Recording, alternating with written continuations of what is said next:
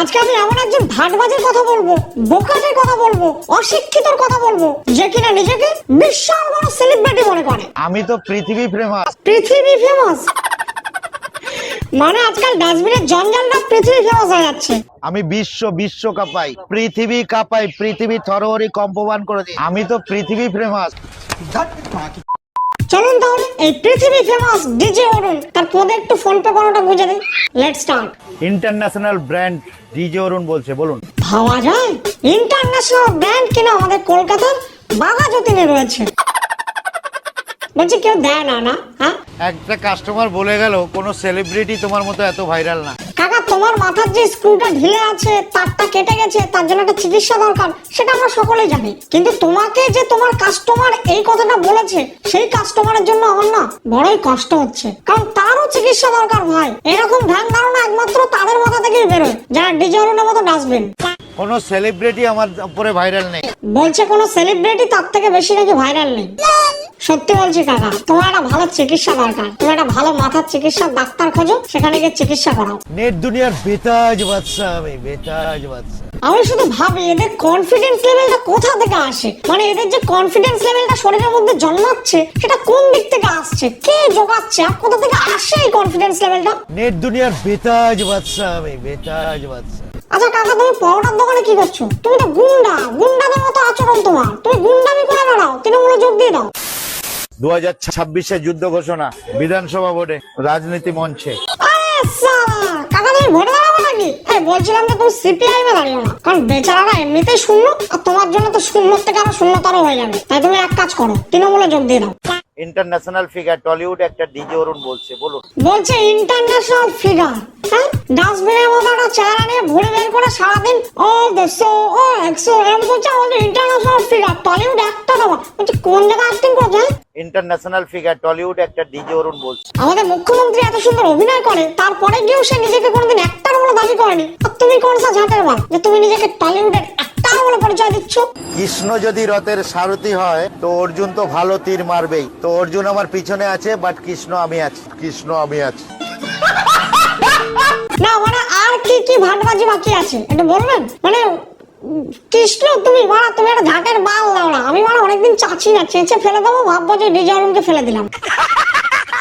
এই যে একটা ব্লগার 70-80 হাজার ঢুকে গেছে 1 মিলিয়ন। ওরে বাপরে, নেট দুনিয়ার কোহিনূর বিভৎস ভাইরাল ডিজে অরুণের ভিডিওতে 1 মিলিয়ন ভিউজ হয়েছে, তাই জন্য ব্লগার নাকি 70-80 হাজার টাকা কামিয়েছে। না মানে সিরিয়াসলি? হ্যাঁ, ফেসবুক ইউটিউব এরা এতটাই মূর্খ হয়ে গেছে যে 1 মিলিয়ন ভিউজ হলে 70-80 হাজার টাকা দিয়ে দেবে, তাও আমার এই ভাটবাজ মালটার ভিডিও।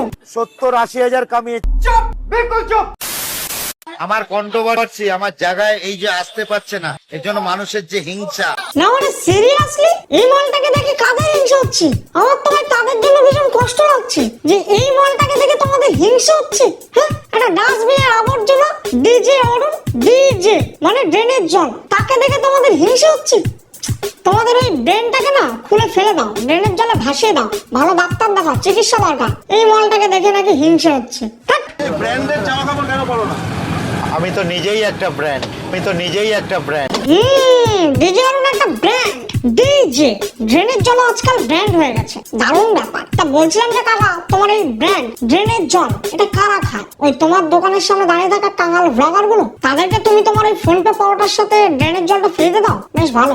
এই জন্যই তাদের মাথার এই স্ক্রুটা ঢেলে সারাক্ষণ তোমার দোকানের সামনে কাঙালের মতো দাঁড়িয়ে থাকে। মানে ভাই তোদের কি আর কোনো কাজ বাজ নেই? তোরা যদি ফুড ব্লগিং করতে এতটা ইচ্ছুক থাকিস, তাহলে ভালোভাবে ফুড ব্লগ কর। ফুড ব্লগ করতে হলে ফুডকাকে দেখে শেখ, জিপসি বমকে দেখে শেখ। এরা একদম প্রপার ওয়েতে ফুড ব্লগিং করে থাকে, তাদের থেকে অনুপ্রাণিত হয়ে ফুড ব্লগিং কর। আর আমি ভাই একটা জিনিস বুঝি না, এর পরোটার নাম ফোন পে পরোটা কেন? পরোটা বানানোর জন্য যে সকল উপকরণ লাগে, যেমন আটা, ময়দা, তেল ইত্যাদি ইত্যাদি যে মশলাগুলো দেয়, সেগুলো পর্যন্ত ঠিক আছে, কিন্তু পরোটাতে ফোন পে হলো একটা ডিজিটাল ব্যাংক, মানে ইউপিআই এর মাধ্যমে আমরা টাকা পয়সা আদান করি, ফোন পে ইউজ করে, ঠিক আছে। কিন্তু সেই ফোন পে পরোটার মধ্যে কি করে ঢুকে যাচ্ছে? মানে পরোটা খেলে কি আমাদের শরীরের মধ্যে ফোন পে জেগে উঠবে? আমরা কি নিজেরা টাকা হয়ে যাবো না? কি এর মানে কি ফোন পে পরোটা? হ্যাঁ, দুদিন বাদে দেখবো এই ভাটবাজ মালটার থেকে অনুপ্রাণিত হয়ে কোনো একজন পরোটার দোকান খুলেছে এবং সেই পরোটার দোকানের নাম দিয়েছে লেওড়া বসান পরোটা। বিভৎস ভাইরাল নেট দুনিয়ার বেতাজ বাচ্চা। আমি যদি নেট দুনিয়াকে হিলতে বলি, মানে একজন মানুষ কতটা অশিক্ষিত হলে এরকম গান্ডগিরি করতে পারে, মানে কতটা পাগল গোচামি লেভেলের মধ্যে রয়েছে বুঝতে পারছেন? মানে সারাক্ষণ একটা মানুষ ওই পরোটা বিক্রি ছেড়ে ওই বিভৎস ভাইরাল ও এরকম চেল্লামিল্লি করতে পারে? হ্যাঁ, একটা সুস্থ মানুষ কখনো এরকম করতে পারে? একটা মাথার চিকিৎসা দরকার, ভালো চিকিৎসা দরকার। তোমরা সবাই চাঁদা ফাঁদা তুলে না চিকিৎসা করো। আর এই মালটার দোকানের অবস্থা দেখে না জাস্ট গাটা ঘিলিয়ে উঠবে। মানে এর দোকানে কারা খেতে যায় ভাই? লোকাল মানুষজন ভাই, ওরাও বলে যে একটা নোংরা দোকান। তুমি ইউটিউবার নোংরা একদম।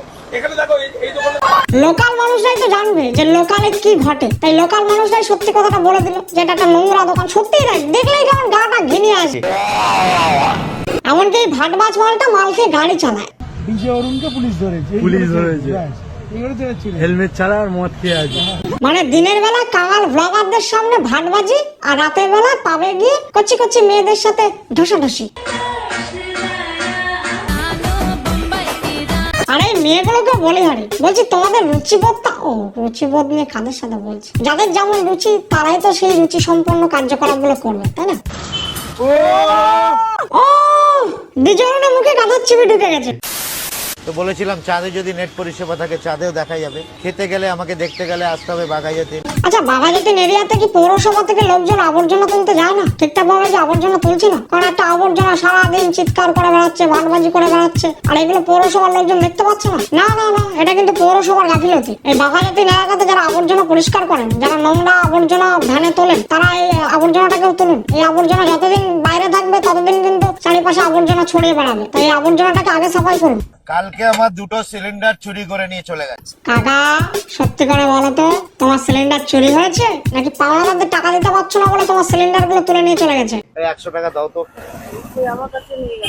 পাওনাদারকে 100 টাকা দিতে পারছে না, এদিকে আমার নেট দুনিয়ার কোহিনূর আম্বানির থেকে নাকি বেশি ফলোয়ার রয়েছে, ইত্যাদি ইত্যাদি বলে ভাটবাজি করে ওই কাংলা ব্লগার গুলোর সামনে। মানে কি বলবো, যাই হোক।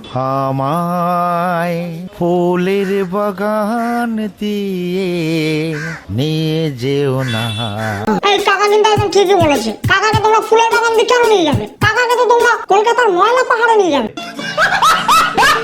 যাই হোক, এই অশিক্ষিত ঝাঁটের বাল পরোটা বিক্রেতাকে নিয়ে আপনাদের কি মন্তব্য রয়েছে সেটা অবশ্যই নিচে কমেন্ট বক্সে কমেন্ট করে জানাবেন। আর আজকের ভিডিওটা দেখে যদি আপনারা মজা পেয়ে থাকেন তাহলে অবশ্যই ভিডিওটাতে একটা লাইক করে দেবেন, আর অন্যদের দেখার সুযোগ করে দেওয়ার জন্য ভিডিওটা প্রচুর পরিমাণে শেয়ার করে দিন। আর আমার ইউটিউব চ্যানেল নতুন হলে অবশ্যই চ্যানেলটাকে সাবস্ক্রাইব করে নিও। তাহলে দেখা হবে তাদের নতুন ভিডিও নিয়ে। তোমাদের ভালো থেকো, সুস্থ থাকো, সাবধানে থাকো।